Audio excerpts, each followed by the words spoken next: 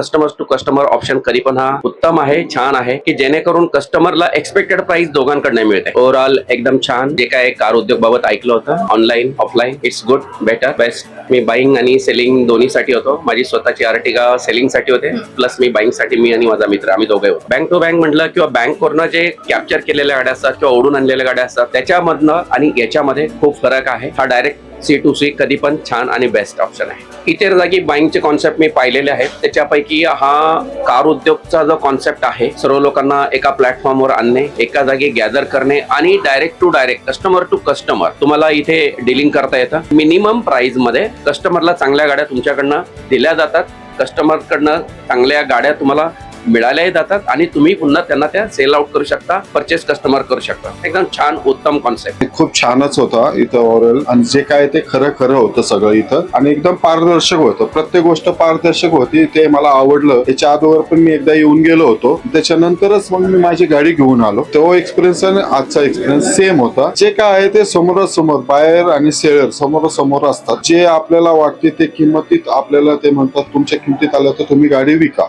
नसल द्यायची तर तुम्ही सांगा स्टॉप करा तर आम्ही स्टॉप करू. अशा पद्धतीने इथं काम चालतं आणि मला इथं येऊन माझ्या गाडी विकल्याचा मला फायदाच झाला. तुमचं असंच पुढं चांगलं काम चालू ही माझी तुम्हाला शुभेच्छा.